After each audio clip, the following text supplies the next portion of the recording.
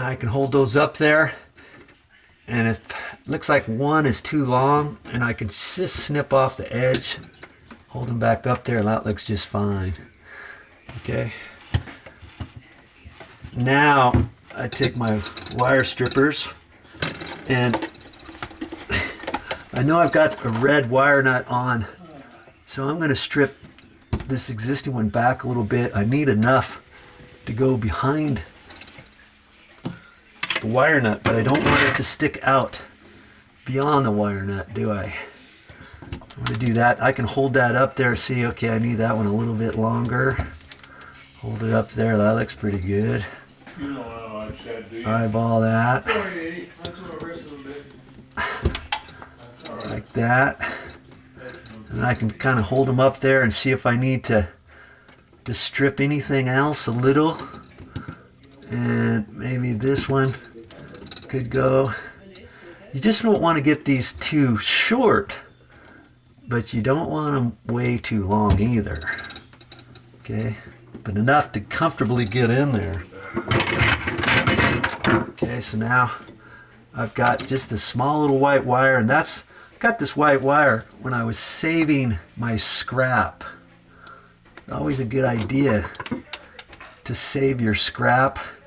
And see, I can bend that like that, hold it up there, and know that I gotta strip it a little more. Hold it up there, that looks about right. Okay. I can get my red wire nut. I do the same thing that I did with the grounds. And I gotta hold these up there, hold my mouth just right. And if yours don't fit nice and straight like that, you might have to take your pliers and redirect anything. And I always kind of face that one almost straight down, you know, the pigtail.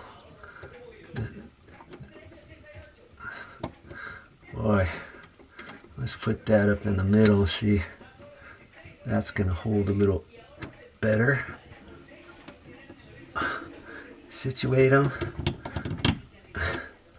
Make sure you got them straight, because last thing you want is one not to be going in far enough and thinking, okay, I got my wire nut is as tight as I can get it, and then at the end you tighten it all up, and you always got to check your wires, and you check all your wires going into your wire nut, and one of them pulls right out the back because they weren't in there far enough. Okay. Now some electricians, they like to twist all those ends first before they put the wire nut on. And I've had certain contractors send me a comment, hey Joe, why don't you do that the other way? Well, when I do it this way, they all twist together on the wire nut, I think, and I've already got them starting to curly Q up on themselves on the back. And I'm just gonna give this a little go, and that's tight enough, I think. I'm gonna check on that, and that looks good. Okay, now I can push that in, and I know I look on the electrical outlet. If you've never installed an electrical outlet, there's a definite top and bottom, and usually the long slot here, you can hardly see that, huh? Because this is the tamper-proof one. I'm just going to put that one in here because one of these is not going to be used because the dishwasher is hardwired. Okay, but the long slot, let me get you a different plug, different outlet so you can see what I'm talking about.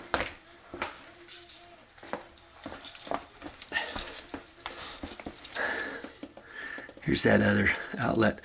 See, if you've never noticed it, the long slot on this side is where the white wire goes. That's the neutral side. The hot side is a shorter one. If you ever forget that, you just remember the hot side has the gold screws on the side. The neutral white wires has a silver screw on the side, in case you ever forget, okay? We know that to the left side is going to be the white, the right side is going to be the black. So when I fold those wires back up, I want this this little pigtail sticking out above the ground wire on the left side. Okay, now that you got the ground wire at the bottom left, the white wire at the bottom or the top left, we're going to connect the black wires all together, just like I showed you how to do the others. You're going to have that sticking out on the right hand side. You can do it. No, it's a little confined in here. Hopefully you're catching on to all this. Okay. Now I got to put curlicues in here. And so I want to, obviously the ground wire, I don't have to strip it, do I? I got to strip the black wire back, and I made sure these all were about the same length, 6 inches or so. And I got to strip some of this off. I usually go about 1 inch or maybe a little less than 1 inch. If you're unsure of that, you can take your tape measure and you can kind of measure that, but that's about what I do. I guess I could go just a hair more. It doesn't look like 1 inch. Okay, on your strippers you got a hole right there. See, there's 2 holes there. Well, I'm just going to take that in there and let the ground wire stick out about 3/16 and roll it up.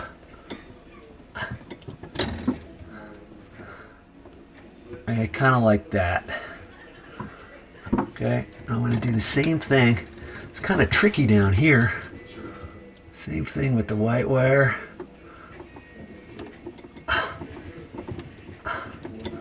And same thing with the black wire. Stick it in about 1/8 or so and twist it up. You don't want to get it up too high. We got to still fit those over the screws.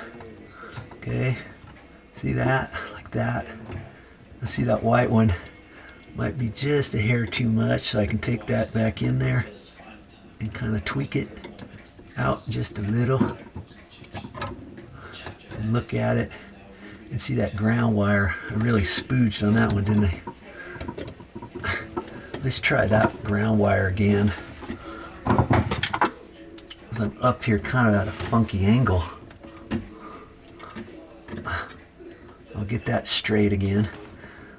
Well, the copper bends pretty easy. You don't want to overdo it though. Okay. 1/8 inch. Roll it up tightly and slide it off. Okay. That's what it's going to look like so far.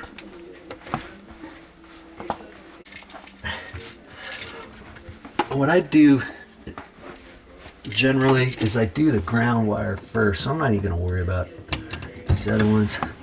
I want to turn this sideways.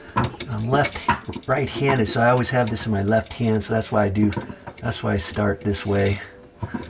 You put a little tweak in it, fit it up under there, and see, I want that wrapped around the same direction as my screw is going to tighten it. Okay, I can take that and just pinch that down like that, and get my other screwdriver, hold that up there like that, and screw it in. Okay, so far so good. That's what it's going to look like so far.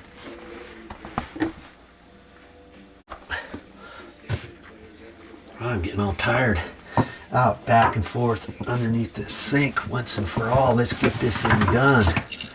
Okay. Get my knee out of the way for the light. Okay, and because I'm right-handed, I'm just now going to do the white screw. I used to roll the white up a different way, you know, opposite up, make it go down, the black go up, but I find that difficult because I'm right-handed, so I always like to hold this in my left hand. And I only need one screw out, okay, and I always try to screw it out as far as possible. And there's a certain notch in there that you can kind of feel. before you take it out all the way. And I just screw the other side in just to get that kind of out of my way, you know. And I can do that down here, make a decision. You only have to do it on one of those screws, top or bottom. And I've decided for the bottom. I'm going to unscrew that until I feel a definite back lash on there. Sometimes they don't unscrew them far enough to get your wire hooked around there. Okay, so this side I'm going to tighten up. Okay, so now back to the white. I'm just going to take this and fold it over like that. And I want it to go the same direction as my ground wire. I'm going to pull it up like that, and I'm going to take my wire and just kind of pull it over like that. Hold it with my finger. That's why you got to get the tip stuck out far enough so you can grab it and pinch it. If you only do 3/4 of an inch, you can't pinch it. Sometimes I've seen outlets that aren't pinched like that. You pinch it, you're sure that it's not going to come loose off the screw. You go the same direction as you're tightening the screw, okay? Now I can tighten that up. Okay, well the plug's not the right direction, is it? Well, now I just take it and swivel it up that way like that, okay? So far, so good. Man, around a wall, out and wide open, it's easy to get these hooked up, but underneath the sink and in a confined area, a little bit trickier. Okay, I'm gonna do the black one the same way.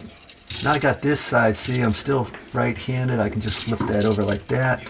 Take my wire, twist it like that. Kind of have it kicked out like that. I can fit it under that screw. And see, I'm having just a slight hard time with that, so instead of fighting it, I'm going to unscrew that just a hair and try to bend this and make a little kicker in it. Get it under, pull it over like that. Get my cutters, my little strippers in there. Pull tight, hold it, grab the tip, and squeeze it down. Okay, like that. Okay. I can hold the slop if there is any slop. And tighten that one down. That is assured of never coming off. And now I can reposition this. What I have to do with these wires, I usually come down and then back up, kind of like spaghetti. I call it spaghettiing, like an S, you know, so that I can push it all in there. That's what we're gonna have to do next.